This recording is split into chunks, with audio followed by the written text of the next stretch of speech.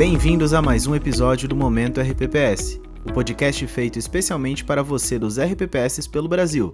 Eu sou Lucas Oliveira, especialista em investimentos do Banco do Brasil, e nesse episódio de 11 de novembro de 2024, vamos falar sobre os principais pontos que foram destaque na semana passada no Brasil e no mundo. Começando pelo cenário externo. Nos Estados Unidos, o FONC cortou a meta dos Fed Funds em 25 bips, para uma faixa entre 4,75 e 4,5, destacando o crescimento sólido da economia e uma inflação convergente. Powell, o presidente do Fed, reafirmou a dependência de dados para futuras decisões, sinalizando uma possível continuidade do ciclo de cortes, mas com uma postura caminhando para a neutralidade. Nas eleições americanas, Donald Trump foi reeleito, conquistando 295 delegados contra 226 de Kamala Harris, e assegurando a maioria no Senado e proximidade na Câmara. Analistas esperam que suas políticas aumentem a inflação, a dívida fiscal e imponham tarifas à China, Europa e México, com ênfase em segurança e prosperidade. Na Alemanha, o chanceler Olaf Scholz convocou eleições antecipadas para março, após tensões na coalizão e a demissão do ministro das Finanças. No Reino Unido, o Banco Central reduziu a taxa de juros em 25 bips, para 4,75, alinhado às expectativas do mercado. Já na China, o governo lançou um novo pacote fiscal para reduzir as dívidas locais, elevando o teto para 6 trilhões de yuans, ou seja, 840 bilhões de dólares. E para os próximos dias, o que temos de agenda? Nos Estados Unidos, após o corte de juros de 25 bips pelo FONC e sinais de um ciclo de afrouxamento monetário mais moderado por Powell, os investidores aguardam um índice de preços ao consumidor, o CPI. A previsão da Bloomberg sugere um CPI resiliente em outubro, com aumento de 0,2 na visão mensal e 2,6 na visão anual, estando em linha com a perspectiva do Fed de uma inflação ainda mais resiliente, mas convergente para a meta de 2%. Ainda nos Estados Unidos, vários dirigentes do Fed devem discursar nessa semana, com a expectativa de uma postura mais cautelosa alinhada à dependência dos dados e à análise do balanço de riscos para a inflação e ao mercado de trabalho. Na zona do euro, o destaque será a leitura do PIB do terceiro trimestre, que deve confirmar o crescimento do bloco. Na China, os estímulos de setembro podem impactar ainda os números de atividade com produção industrial e também vendas no varejo. Para a próxima semana, uma inflação americana mais desafiante deve influenciar os discursos do Fed, elevando a curva dos treasuries, especialmente na parte curta. Esse cenário pode favorecer uma alta global do dólar, enquanto indicadores positivos na China podem fortalecer as moedas emergentes. As bolsas devem manter tendência de alta, com investidores ponderando os efeitos das políticas fiscais do novo governo Trump. E no Brasil, como foi a semana?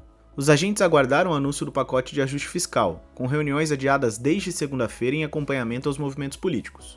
O adiamento reflete discussões internas complexas e a necessidade de alinhamento com o legislativo, pois algumas medidas precisarão tramitar no Congresso. O IPCA registrou alta de 0,56 em outubro, acima da expectativa de 0,54. No acumulado, o índice subiu 3,88 no ano e 4,76 nos últimos 12 meses. A aceleração se deve principalmente ao impacto da seca sobre a energia elétrica, que aumentou 4,74 na visão anual, e ao encarecimento das carnes, com alta de 5,81 no ano. Os efeitos climáticos e a depreciação cambial devem continuar pressionando a inflação nos próximos meses, com projeção de fechamento do IPCA em 4,6% para 2024. Atento ao cenário de inflação, o Copom aumentou a Selic em 0,5, chegando a 11,25 ao ano, intensificando o aperto monetário para alinhar as expectativas de inflação com a meta de 3%. No comunicado, destacou-se a incerteza econômica dos Estados Unidos e o dinamismo do mercado de trabalho e da economia brasileira, com baixa ociosidade e riscos ao equilíbrio fiscal. Sendo assim, espera-se que o Copom eleve os juros em mais 50 bips nas próximas reuniões, atingindo 11,75 ao final de 2024 e 12,25 no início de 2025. A taxa deve permanecer em 12,25 até a segunda metade de 2025, enquanto se reavalia o espaço para cortes de juros projetados para uma Selic final de 11,50 em dezembro de 2025. E para a agenda dessa semana, o que temos? Internamente, os investidores acompanham as especulações sobre o pacote de gastos, cujo anúncio pode ocorrer em breve após ajustes finais discutidos na última reunião, na sexta-feira, 8 de novembro. A ata do Copom deve manter um tom hawkish, reforçando a necessidade de uma política monetária mais contracionista. Ela deixará em aberto o ritmo dos ajustes e a extensão do ciclo de aperto, considerando as incertezas globais e os desafios domésticos, com foco na questão fiscal e nas implicações para a política monetária.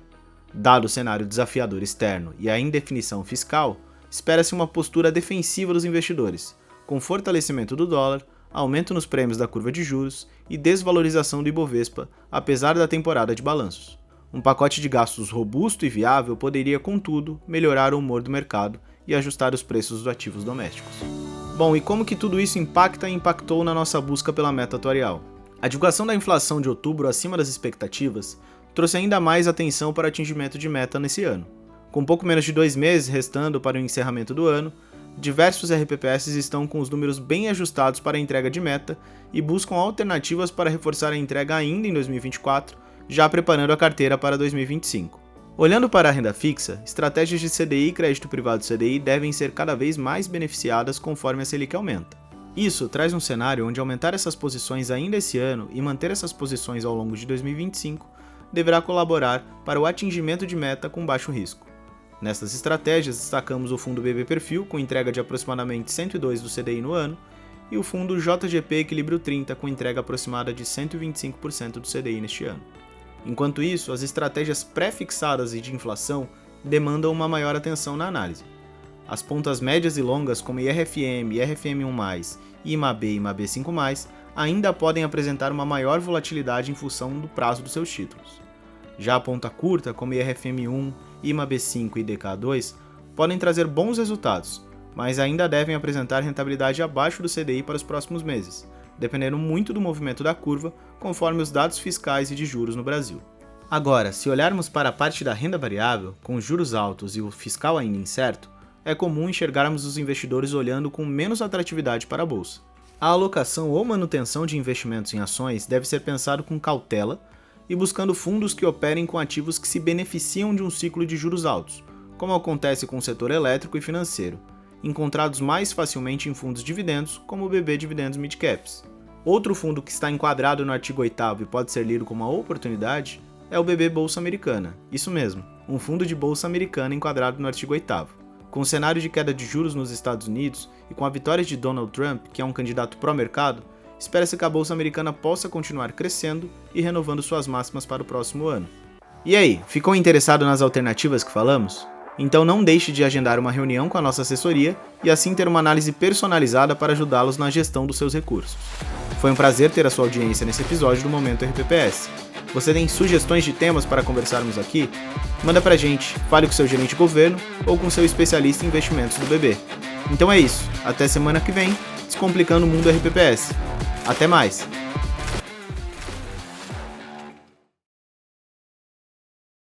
Conforme padrões da Anbima e aderente às resoluções da CVM, seguem avisos obrigatórios antes da decisão de investimentos. Leia o prospecto e regulamento dos fundos antes de investir. Rentabilidade passada não representa a garantia de rentabilidade futura. Fundos de investimento não contam com cobertura do FGC, Fundo Garantidor de Crédito, do gestor ou administrador. Para avaliação da performance de um fundo de investimento é recomendável a análise de, no mínimo, 12 meses.